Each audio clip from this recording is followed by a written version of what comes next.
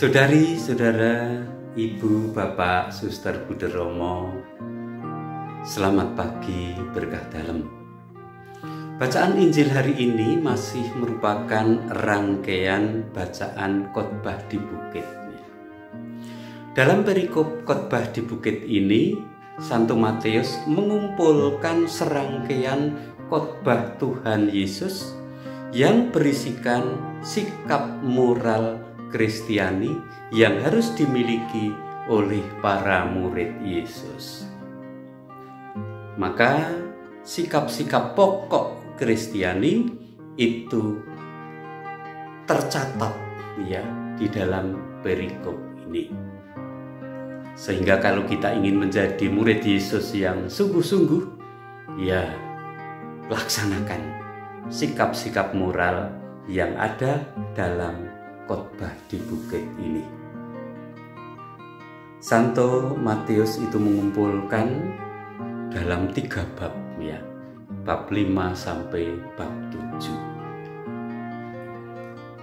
Sikap moral yang diajarkan oleh Tuhan Yesus ini sungguh mantap, mendalam, dan revolusioner. Tuhan Yesus itu berani mengubah, membalik kebiasaan-kebiasaan sikap yang terjadi saat itu. Dan ajaran Tuhan Yesus ini disampaikan dengan bahasa yang sederhana, yang mudah ditangkap orang, dengan contoh-contoh yang dekat dengan pengalaman orang dalam hidup sehari-hari. Maka saya kagum ya dengan cara Tuhan Yesus mengajar saat itu.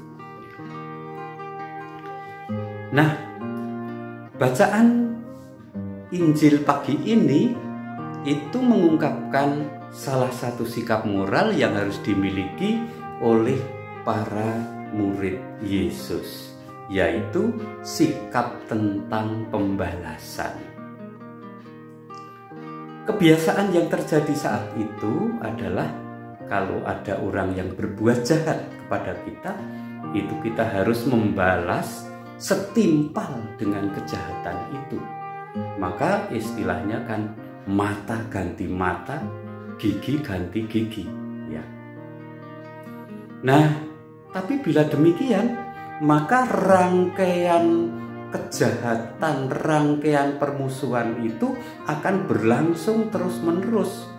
Dan inilah yang dalam istilah Jawa itu disebut musuh bebuyutan ya. Berarti bapaknya bermusuhan dengan bapaknya, nanti anaknya juga dengan anaknya bermusuhan, saling membalas, cucunya juga dengan cucunya, dan terus sampai cicit dan seterusnya itu saling bermusuhan dan saling membalas. Nah, Tuhan Yesus ternyata membalik secara revolusioner kebiasaan itu dengan bersabda bahwa kalau ada orang berbuat jahat kepada kamu, ya, itu kita tidak boleh membalas dengan kejahatan, tetapi kita supaya membalas dengan kebaikan yang berlimpah. Maka diberi contoh-contoh di situ ya, kalau ditampar pipi kananmu, berikan ke pipi kirimu. Kalau orang ingin merampas bajumu, berikan juga jubahmu. Kalau kamu dibajak orang ya motormu untuk mengantar itu sejauh 1 mil, antarkan 2 mil ya. Bila ada orang yang meminta dan meminjam, kita tidak boleh menolak ya.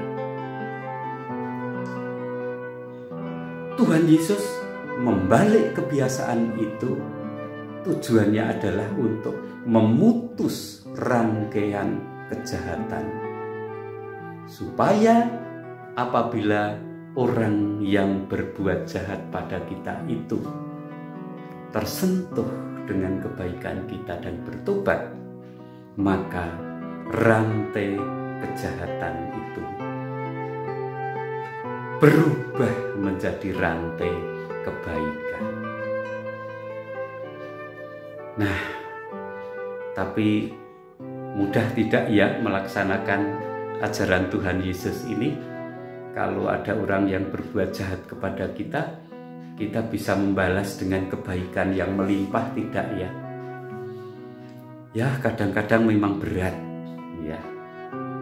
Tapi ya mari kita terus mencoba, kita mohon kekuatan dari Tuhan Yesus.